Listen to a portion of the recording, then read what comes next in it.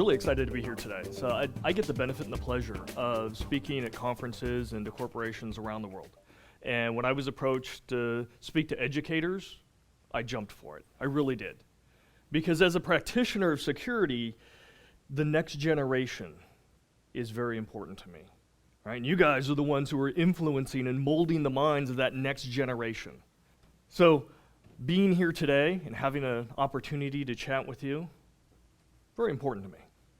My name is Matthew Rosenquist. I'm a cybersecurity strategist for Intel. I've been doing security for about 20 years now. And I love it. I'm passionate about it. And hopefully you guys are as well. And what I want to do today is I want to talk about a few things. I want to talk about how Intel sees security and what our vision is and what some of our concerns are. What some of the big areas that aspects that we look at in the industry and how we see those changing. Right? And it's very, very relevant to that next generation of minds that have to come in and take over for everything that we're deciding today. And then lastly, I couldn't come before this audience without bringing forth a few asks, a few requests, right, for you to take forth and see if it's valuable to you. Right? And it's from the perspective of being out there, working in the trenches, seeing what works, what doesn't work, and what needs to change moving forward. So that's what I want to talk to you about today. So when it comes to security, right, especially when you are in the trenches, when you are in that operational state, something becomes very apparent very quickly, right? When you start drinking from that fire hose, you realize crisis is easy to get into. And in reality, we manage security either through leadership or through crisis. And when you take away that leadership, I guarantee you, you're in crisis. And we see this all the time. We've experienced it at Intel. I built Intel's first 24/7 security operations center. I manage it. Right? I know what it's like. And I've seen the problems at all different layers. And if we fail to show leadership, not only to our staff and the people trying to protect our environment, but also to the product vendors who are supplying us the equipment, the software engineers who are developing, maintaining, and updating all the software that we use. Right? We get behind. It's very easy to get behind. The threats are increasing. They are. They're getting smarter. They're moving faster. They have a larger area to go for. Right? It's tougher. They're advancing very, very quickly. Right? The security industry itself grew up in a very siloed environment. And even today, when you go out and you buy anti-malware software, that anti-malware software probably doesn't talk or communicate very well with your firewall at your perimeter. And that firewall, it does its own thing, but it probably doesn't communicate very well with your spam filter, right? And on and on and on. And again, that type of model, it's not sustainable, right? We have to show leadership in the industry, and we see that. This is a great quote by Brian Krebs. If security breaks down, technology breaks down. And we're starting to see this, right? How many news articles, how many news stories have you seen in the past 6 months, in the past 3 months? With a lack of confidence, people pull back, companies pull back. And we're seeing that level of investment in the technology industry get shifted, right? Imagine yourself a company or an organization or whatnot. If you're feeling that heat of cybersecurity issues, you're going to have to take part of your investments and invest that into security. Great for security companies, but the reality is if you're a technology company, those resources have to come away from something else. Probably something that's going to help you compete, that's going to help you innovate, develop new solutions, be profitable. It takes away from that. Now multiply that for every technology company out there. Right? That's not good. Cybersecurity today is not about securing a single web page or database or even a single company. It's about securing all of them. Right? Intel is a technology company. We live and breathe it, right? And we love it. What we see is a risk to our industry.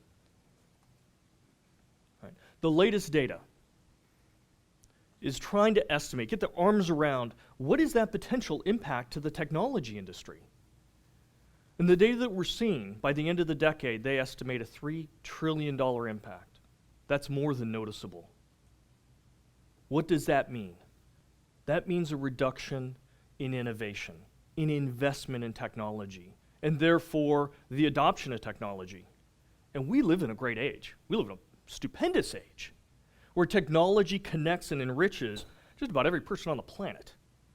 So what's at jeopardy? We see cybersecurity issues as putting that movement of technology, that communication between people, at risk. So Intel Security, and actually we just created an Intel Security group which combines a whole bunch of different resources. But we took a look at this problem and we realized we couldn't do it piecemeal. Right?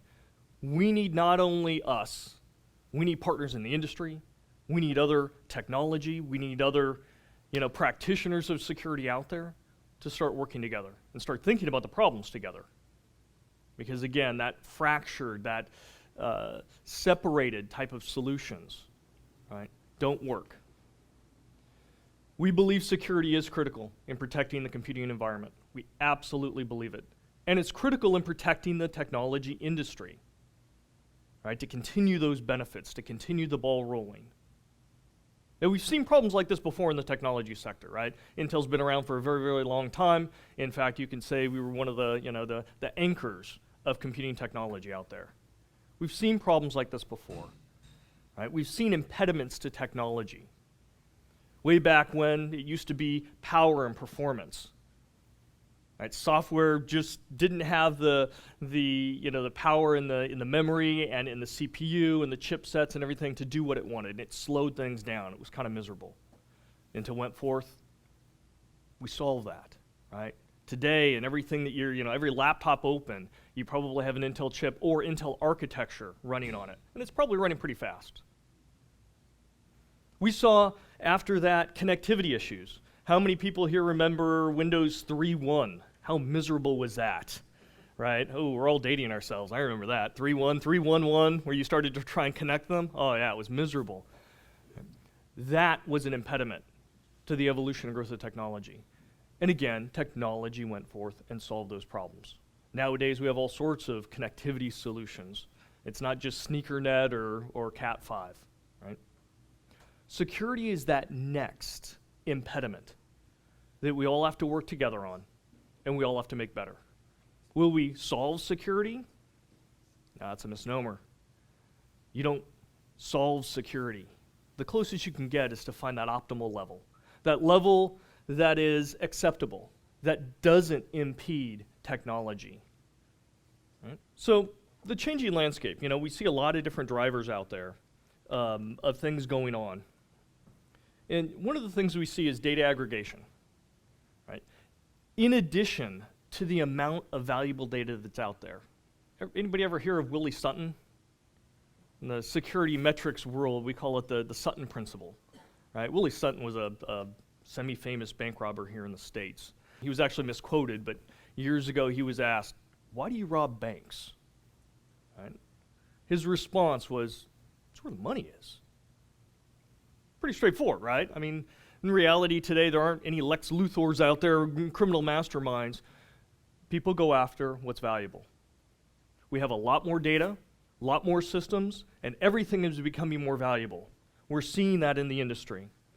Regulatory compliance, especially in privacy, right? It's going up, not just here, all over the world. In fact, the US is lagging in that. But we're seeing regulatory compliance and rules come into effect in all sorts of different vertical industries. That's not going to change, right? It's going to get worse. We've got virtualization and clouds, and now we've got software-defined infrastructure, software-defined networking, all sorts of things, changes in the back end in the data center.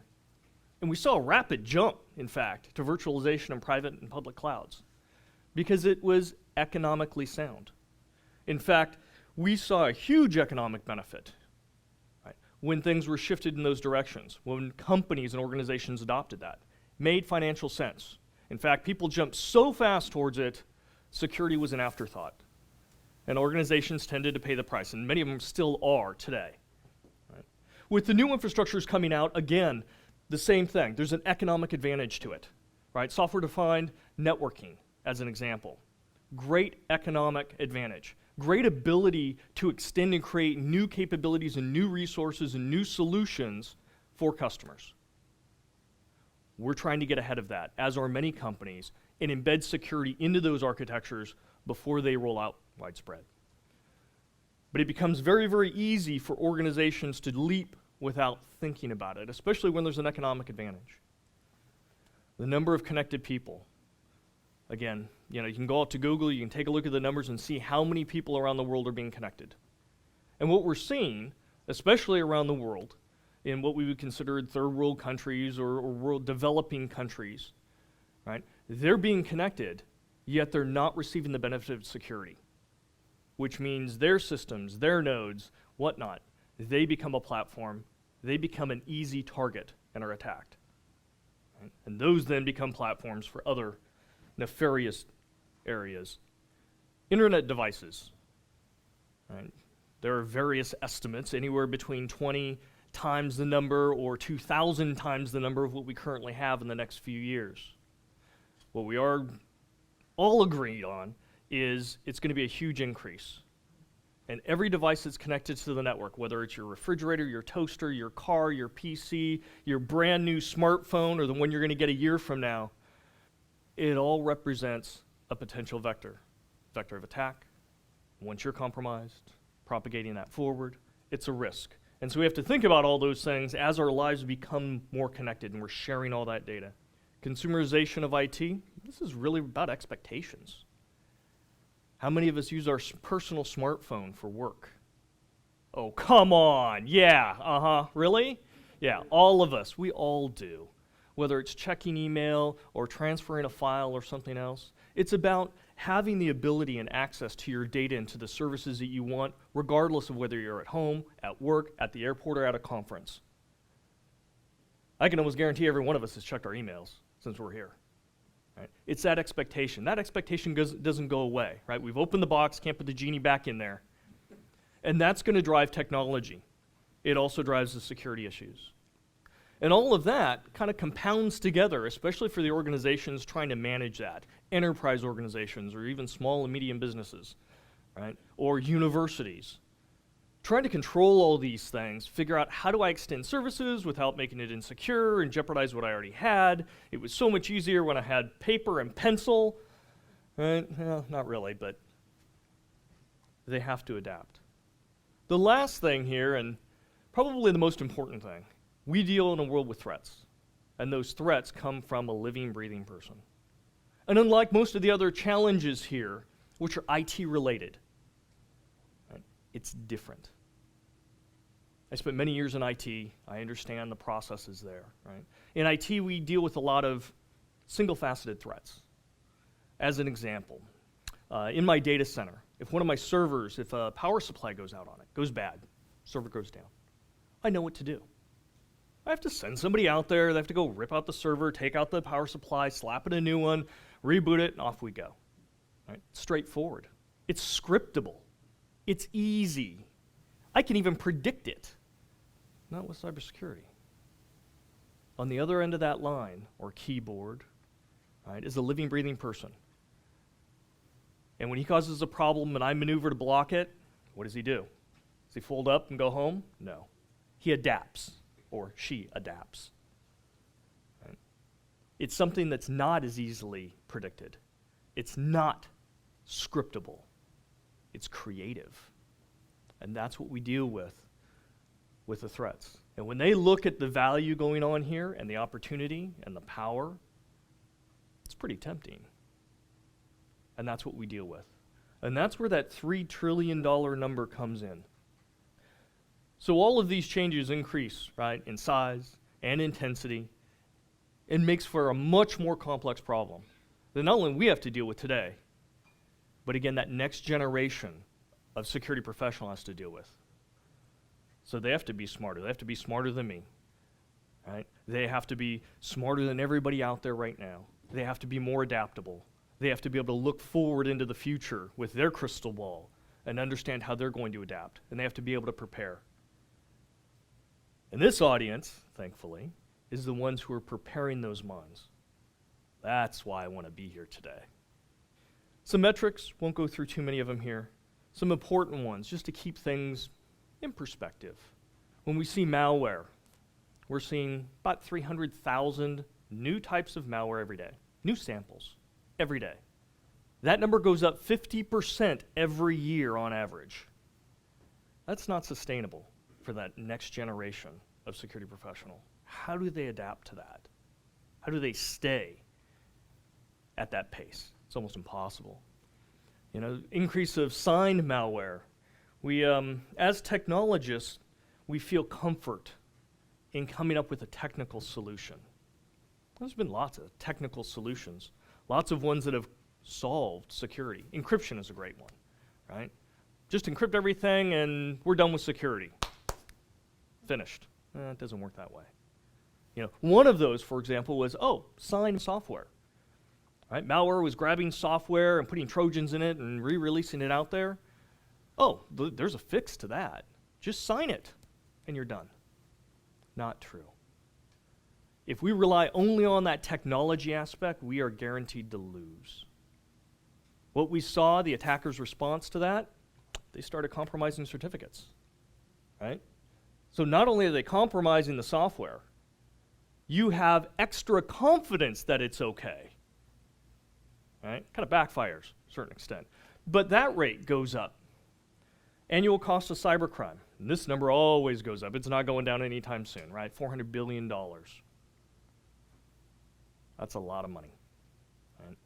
And the more they succeed, the more motivated they are, as are the other hackers and attack threats and everything else that are on the sidelines wondering, should I get into this? A couple years ago, and this is back in 2012, 1 out of every 3 computers on Earth, on average, right, was hacked. Well over 90% of businesses are reporting data loss. And we actually know that number eventually reaches 100. Right? It's not a matter of whether you're going to get hacked or lose data, it's a matter of when. We know that. Half of all online adults surveyed said that they were victims or they were exposed, right, to a negative cybersecurity issue. 50%. Number's not going to go down. This is what we get to deal with, and this is the rates in which we have to deal with it. And again, we get back to leadership. Right? The tactics, the isolation doesn't work from a security perspective. There has to be greater leadership.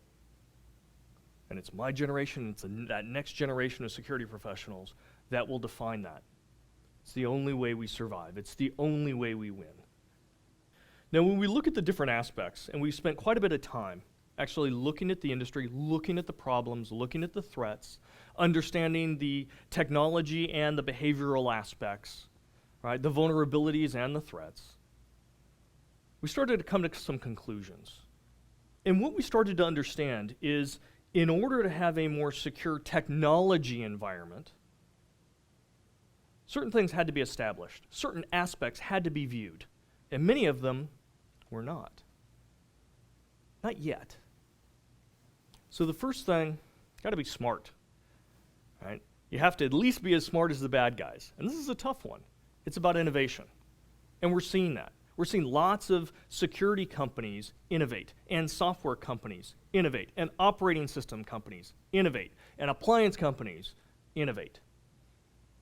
That pace has to continue, and they have to start working together. Without it, you quickly degrade. The attackers, the threats, are very smart. They share information very well. They share code very well. They're happy, in some cases, to talk about what they were able to accomplish. And what worries me more is more and more of them aren't. And that means we don't know what's going on. Right? Those are the ones I actually worry about the most. Those are the professional ones. But we have to maintain a level of innovation. The second thing, it's about trust. Right? When you went out and bought your cell phone or your server or your networking device or hired a company to manage your infrastructure, right? Or you buy your car, you want to have a certain level of trust there, right? And in many cases, in technology, we chase after what's available right now, the newest, the greatest, the shiniest. That perception has to change a little bit. We have to also be confident in that manufacturer, in that design, in the software? Was it tested? Was there quality assurance? Where did those parts come from? Was it manufactured securely? We are seeing more and more products come out of a wrapper from the store or from a supplier and already be hacked. They're already hacked. The malware is there. The compromise is already there. You haven't even turned it on yet. Right? It gets down to that level. Right? And when something does go south, you want to be sure whatever vendor you bought is going to stand up very quickly and going to make it right. Right? Get that forcing function back in. So the industry itself has to change. The other thing is strength. The sad reality is every piece of technology can be undermined. It can be used for nefarious purposes.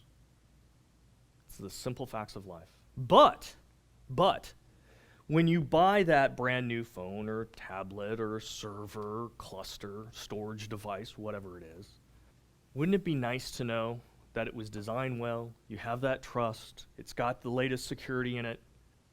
So the amount of time that it takes before it gets undermined, hacked, compromised is much longer. Because it's an economic discussion. Right? If you buy a server and it gets hacked day one, you're now spending resources to fix it and keep it up to date and patched. Economically, doesn't make sense. And again, that's where you start getting that security impact for technology. Will it eventually get hacked? Yes. But you want that window to be longer. And that goes back to design, it goes back to architecture, it goes back to testing, following best practices, all sorts of different things. The industry has to look at things differently. And lastly, ubiquity. Security is interesting. Right? In most cases, it's around data or capabilities.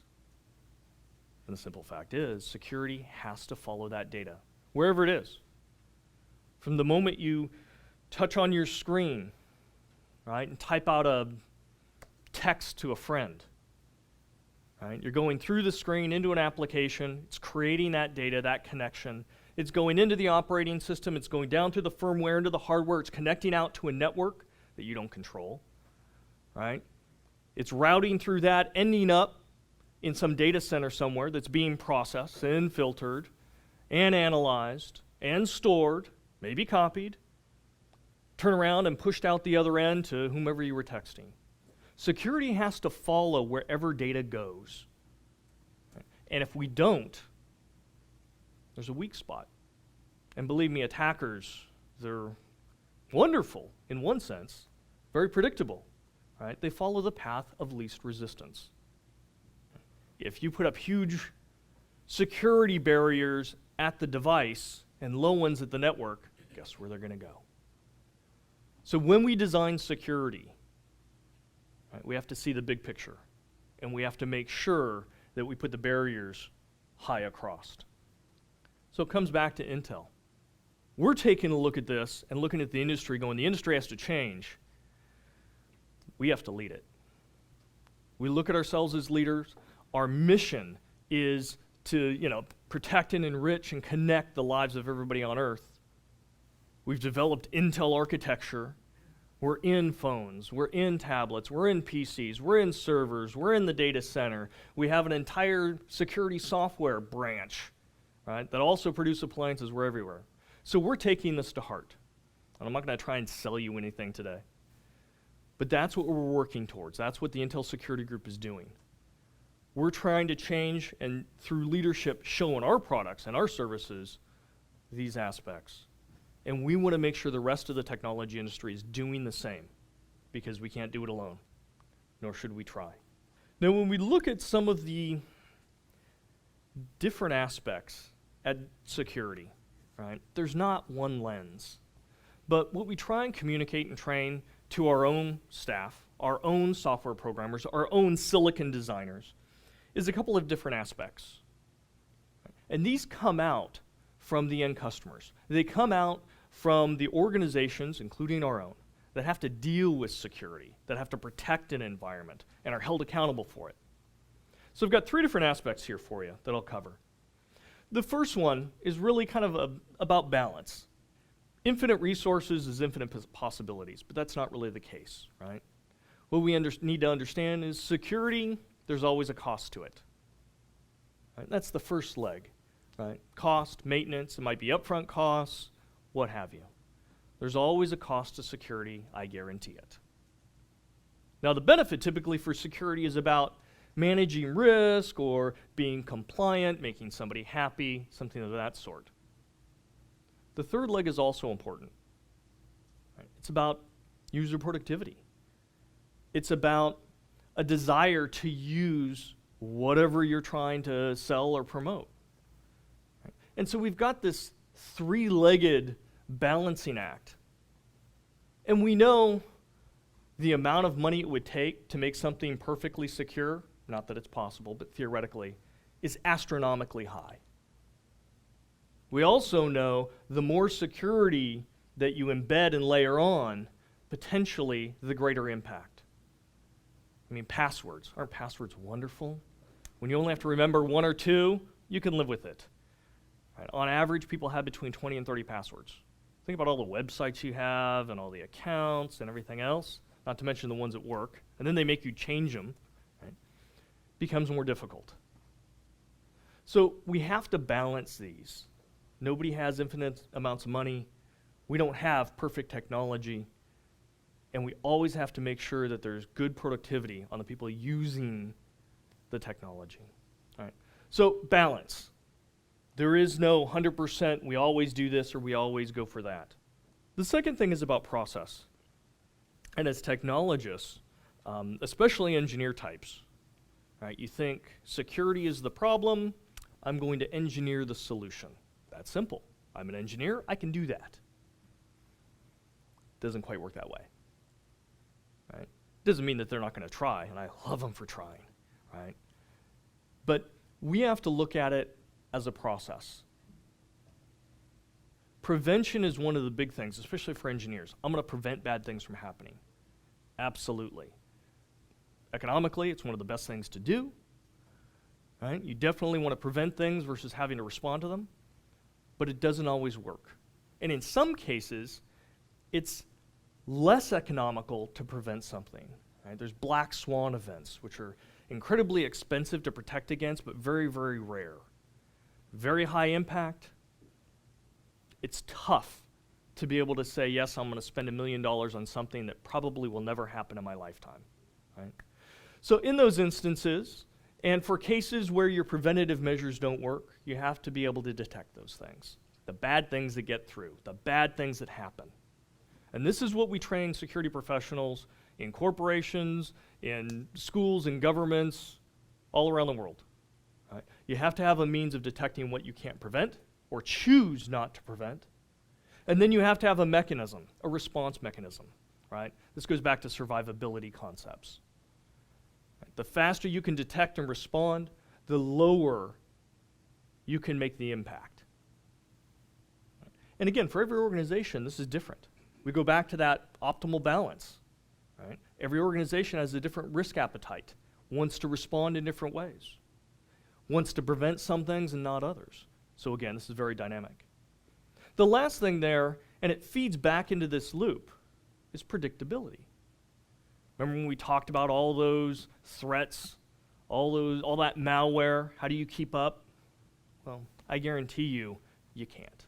You have a finite amount of resources, a finite amount of time. So what do? You have to optimize those resources. Right? Do you try and close every single vulnerability out there? That's pretty tough. You have to make tough choices. So that's really what prediction is about. If you can identify who's going to be attacking you, how they're going to be attacking you, what they're going to be doing, you can then prioritize your resources to go after the biggest threat to your loss, for whatever loss you want to protect against. So we talk about this as well, and the third aspect I'm going to cover is a layered approach. Again, we talked about security has to follow data. Data is everywhere. Right? If you only have security on the device, you've got other areas that are now open and exposed, especially in the back end, data centers and everything else. If you only protect the data centers, well, then you've got problems on your network and on the end device. And this holds true both for an organization, a microcosm, as well as when we look at the big industry. I sit down and I talk with huge telecoms around the world. Right? And they, at first glance, what they want to say is, oh, well, I'm just going to put it on my network and everything will be good. Doesn't work that way. And they learn. Okay, I need it, not just on my network, but I need it in my data center and on the devices and on the perimeter now, and then I also need to dive into the data and, okay, all right, I get it. All right. So sometimes it's a learning curve, but everything here plays together, and they all have strengths and weaknesses. All right, this is my favorite part. This is where I get to ask things of you. Right? You guys are melding and forming the brains of the next generation. And they will inherit the decisions and the weaknesses that we make today. Right? And I need that next generation, to be perfectly honest. Right now, the resource pool for cybersecurity professionals is almost dry. It is very difficult today to hire a quality team. Right? My colleagues, I've got a colleague in New York, for a financial institution. He just got hired, and he's struggling right now to hire cybersecurity professionals that can adequately protect and make sure regulatory compliance for his organization. He's having to beg, borrow, steal, lure away. He's having to pull in favors to try and get staff. So there is this sucking sound, and professionals are going to be drawn in. Right? We need them to be quality. So here are my asks. In teaching the leaders and the practitioners of tomorrow, what I see is we have great technical curriculums. Right? We talk about that technology, and that's great. That's absolutely necessary. But what we also have to teach, or at least cover, explain, the behavioral aspects as well. That's tough. It's really tough. But it's a necessity. Security is like a coin. On one side you have the technology, and on the other side you have the behaviors. You can't get away from it. They're tied together. You can build the perfect firewall. You can build the perfect website. You can build the perfect anti-malware system. But all that gets undermined when you have a user clicking on stuff they shouldn't be, right? And in the organization that I help protect, I would rather have a security-savvy workforce than a stack of firewalls. I really would. So we have to cover both. The second thing, we talk about vulnerabilities. And over the past several years, all sorts of databases have emerged, and they start capturing those, and it's great. We're starting to share information. That's awesome. But that's not the whole story. We have to talk about the risks as well. Right? And again, from a technologist perspective, it's sometimes tough to consider. Right? When you're a technologist and you find a vulnerability, right, or you know there's vulnerabilities out there, you think, I got to go fix each and every one, which is, yes, that's a great concept to go do. Right? What if there's an infinite number of vulnerabilities? You're going to be spending a lot of time fixing them. Yeah, it's a never-ending story. And it is a never-ending story. And when we look at the data, right, out of all the vulnerabilities, a small percentage of them actually are what we would consider remotely accessible. And those tend to be the highest risk, the highest severity. If somebody has to go to your system and they can hack it here, that's one thing. If they can do it over a network, over the internet, that's something else. And those tend to be the highest. They bubble to the top from a severity perspective. Microsoft just did an analysis just on those. And you know what they found from vulnerabilities perspective? Only 1 in 10 of those were exploits ever written for. 1 in 10. So if you have your resources and you say, okay, go take care of all of these, and if it's a vulnerability, it's a vulnerability, just go take care of it. How efficient are you? Maybe 1% efficient, 2% efficient? So we have to understand more than just the vulnerabilities. We have to understand the greater aspects of risk. Lastly, the attacks. Right? It's great to study. They're great for use cases. It's great to dissect. We have to continue doing that. We have to, right? It's real information, real data. It's practical, but it's not the whole story. Behind every attack is a threat agent. And what I hear from my colleagues sometimes, and it's frustrating, and it's normally the junior colleagues, is they look at a situation that happens. XYZ company got hacked. And they dissect the attack. And they go, oh, we could have stopped that. If you would have just done this and that and flipped this bit over here or installed that technology, that wouldn't have happened. Really? Okay. You would have blocked that one avenue of attack. And yet we know attackers, predictable, gotta love them, follow the path of least resistance. Just because you crossed off one doesn't mean they were just going to go to the next one. You would have blocked that specific attack. You wouldn't have stopped the loss. And it's kind of tough to think about, especially when you're sitting in a classroom and you're looking at the code and going, oh, they made a mistake here. Correct this and you're good. No. Correct that, you close one door. Doesn't mean that the next door isn't going to be opened. So we have to talk to that next generation and have them understand there is a greater picture. My second ask, I only have 3. My second ask is to leverage the professionals in the industry. And the simple fact that you're here today tells me you're willing to do that. But bring in the professionals. Bring them into the classroom. Have discussions. Challenge them. Right? Talk about the cases that are going on now and the ones that they see emerging in the future. Because I guarantee you, if you're looking at a case in a book, it's very outdated. Our industry changes every 6 to 9 months. What's important changes every 6 to 9 months in our industry. So don't hold back. A lot of my colleagues and myself, we want to be engaged. We want to help you. We want to help shape the minds of that next generation. Lastly, foster communication and discussion. And you think, well, of course. And yet one of the things that holds back my industry is we don't share information very well. In the past 3 to 4 years, it started. But most companies, most managers, most teams don't want to share dirty laundry. They may see what they're doing as a competitive advantage, and they don't share. Now, the bad guys, they're great at sharing. They share vulnerable targets, they share code, they share practices, they share everything. It's kind of scary, right? Security's not there. We need to be. And we're seeing those changes now. But what we need in the mindset of the graduates coming out of your programs is that mindset that, yes, I'm going to, within controls and limitations, I'm going to share. And I'm going to work with my colleagues to help make things happen. So the future of securing technology, which is what Intel and our partners are working to do, all of technology, that, again, connects and enriches everyone's lives.